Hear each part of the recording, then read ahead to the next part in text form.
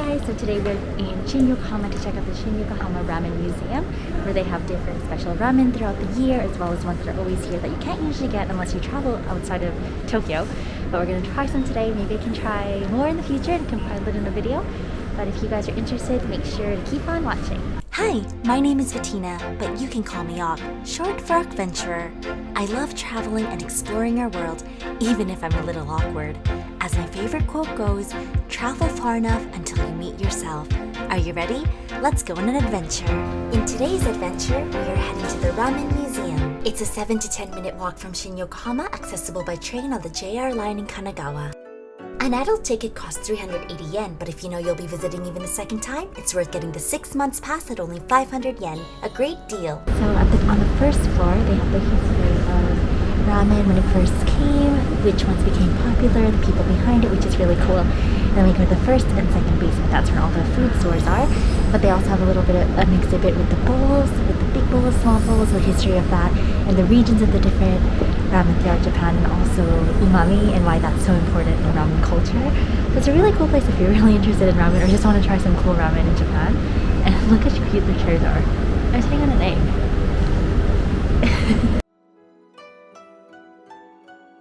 The Shin-Yokohama Ramen Museum was founded on March 6, 1994 as the world's first food-themed amusement park. On the first floor, the museum presents not only the variety of noodles, soups, toppings, and bowls used across Japan and how noodles are made, but also the history of ramen noodles in Japan, from the origin from 1336 during the Muromachi period, expansion into Paris, the birth and deviation from Chinese cuisine, beginning of tsukemen, they're my favorite dipping noodles, the origin of instant noodles, fun fact, it was launched in 1958, and the future of ramen. Look at this, you guys. Apparently, umami is one of the 5 basic tastes: sweet, sour, salty, and bitter. Next time someone says I'm sweet, seriously, I'm gonna be like, excuse you, I'm umami. That's a pickup line you want to say to the next girl. But yeah, there's a lot of history, different kinds of variations of ramen. My favorite one is tonkatsu, which is pork broth, not really salt. But yeah, really, you get to learn a lot, and they have cool like the aesthetics of magazines that are ramen related, manga that has ramen involved too. So it's kind of cool. This is called the Ramen Book Wall, about 1,000 books carefully selected from more than 3,000 ramen books collected and held by the museum so far. So it's very cool too.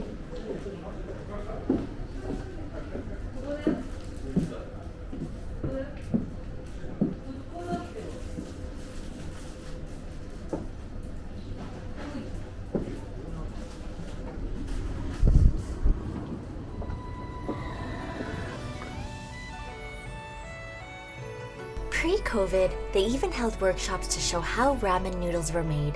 Make sure to check online to check the schedule. You can also learn about the different bowls used. Did you know different areas of Japan can determine if the bowl is slightly smaller or bigger? To get the full virtual tour of the museum, make sure to subscribe and check the details below. The Shin-Yokohama Ramen Museum's concept was to be a one-stop place to enjoy different flavors of ramen from renowned shops across Japan without stepping on a plane. So let's go to the first basement level where it all begins. This is where the past comes to life.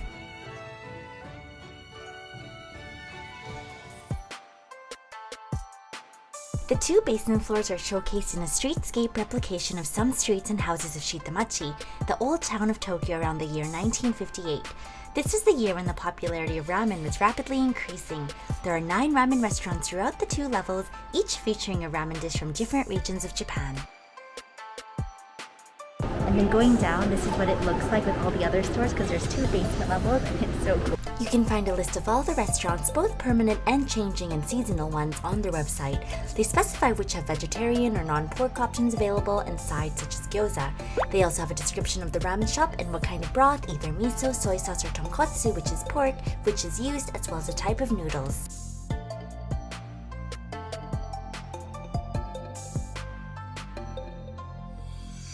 So there are different restaurants and you can check them on the map. Some of them are only available for a limited amount of time, but they all have English on their pamphlets, and you can see this is where you get the ticket to give to them and they know what you would order after that. There's an English button available. Before COVID, there was more options and you could get drinks here too, but it's very free. I'm coming on a Tuesday during a weekday, so that also could be one of the reasons why.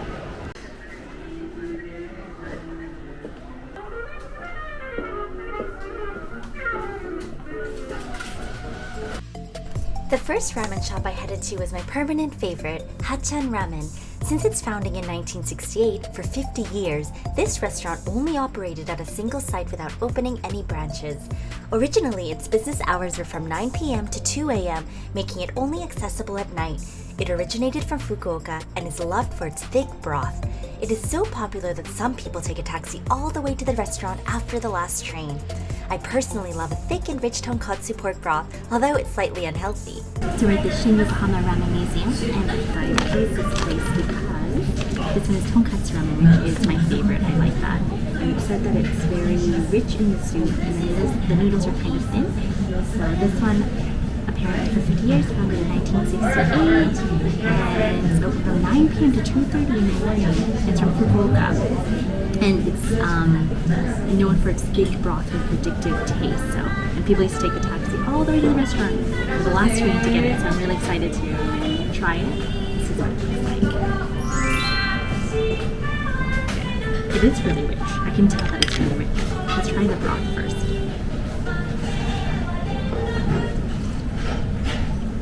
It was very rich. I can taste the oil. I got the smaller size, so I can try more things later. But it's really rich.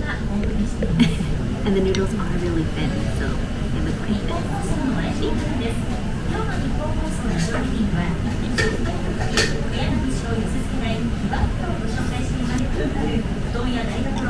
It's really good. I'm determined to try at least one of everything before I leave Japan, so this is number one that I'm trying today. These are all good. You can try, there are seasonal ones as well.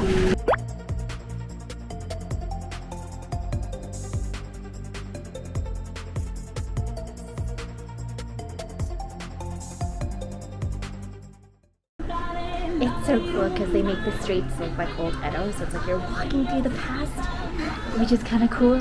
So even the design and everything is so well designed.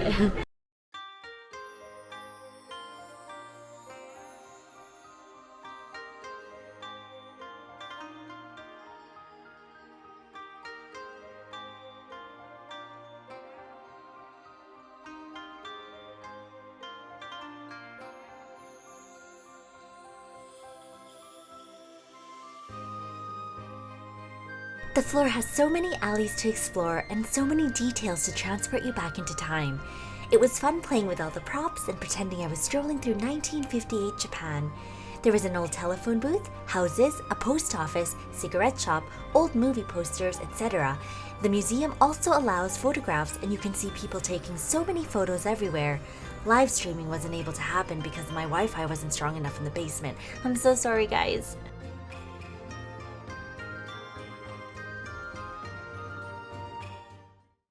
This store is a replica of a dagashi, old-fashioned sweet shop. So they have a lot of old-style candy and treats. This dagashi is located on Yuyake Shoten, Sunset Shopping Street. It brings back a lot of childhood memories for Japanese people. They were stores where children would stop by on the way home from school. This replica has more than 300 old-fashioned sweets and toys to relive childhood simplicity once again. And they have cream soda as well. I kind of wanted this cream soda. It's only 220 yen, and then they have the classic ones here too. Just realized this was the elevator, which is so interesting. I had no idea this was the elevator, and they have the signs. It's 1958. Like, it's just so cool. It's really so cool.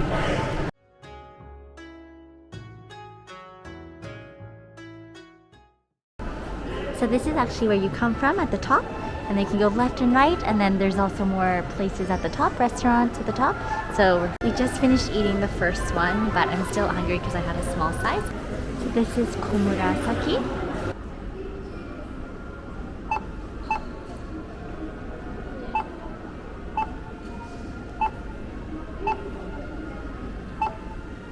Please insert money.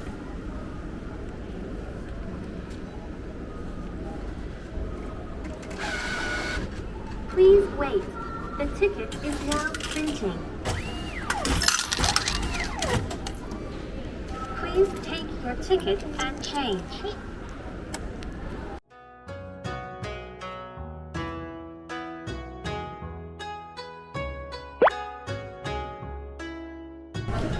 The next one that we're trying is the komurasaki one. So this one is supposed to be Kumamoto tonkatsu. It's still tonkatsu like the other one, but the soup is lighter, rather than rich than the other one that we tried. And it was founded in 1954. So this is like, we got the tonkatsu and then I got the egg as well. I regret not getting the gyoza in the other restaurant. This is the egg, the perfect egg, and it's like super juicy and inside. And then this is the with chashu. This is a small version again, but if you do get it, remember that it is actually quite big. Like I could be filled with just the small sized one. And some kumo so it has the kumamoto bear too, right there. It has garlic bits on top. The noodles are a little thicker than the other one, but I would still classify it as thin, like this. Let's try it. Definitely thicker, which I usually prefer. Let's try the ramen. Definitely lighter than the other one, but yeah, really good. I really like this one too.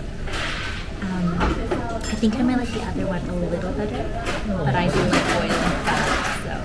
That's why I told you not to open it.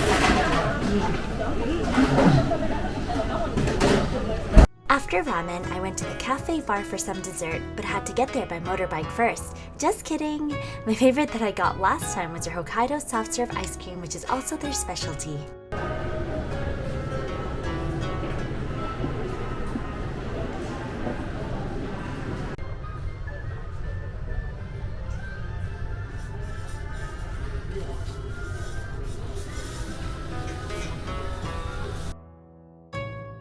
They offer soft drinks, alcohol, as well as light meals and dessert, and is the only other place you can smoke in apart from designated smoking areas. So we got this soft cream, which I got the last time and I loved it. And then we got Bavarian cream, which is my first time. So I'm excited to try it. We're double desserting, double D's, guys. So I'm excited to try it. I thought they would give me a whole bunch of that. So good. Kind of like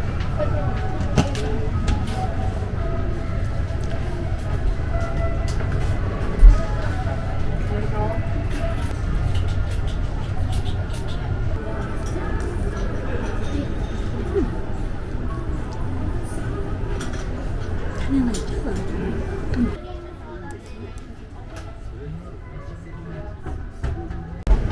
It is.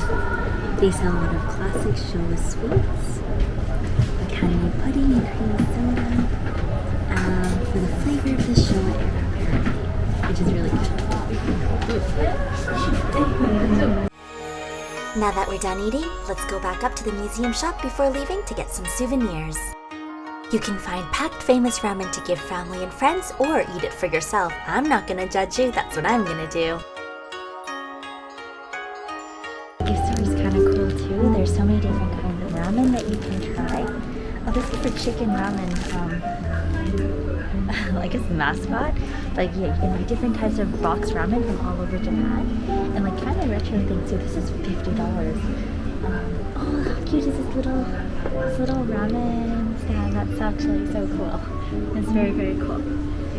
Oh, and this one too, like a little old snack store from before. Yeah. Ooh, this shirt is really cute too. So yeah, there's a lot of things you can get. If you like any of the bowls, I think you can buy some of the bowls here too. Oh, this is crazy. Like the display for the ramen is $75. That's crazy. These are all the spoons as well. But this is a beautiful bowl. This is $52. But this is beautiful. Like, this is so nice.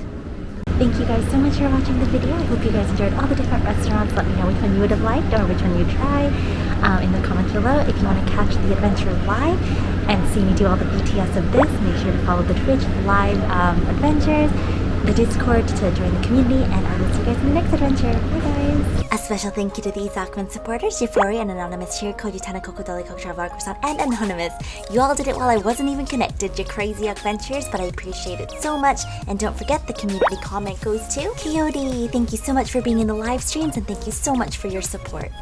If you want to try ramen from all over Japan in one spot, make sure to visit this museum. Thanks for tagging along, and I'll see you in the next adventure.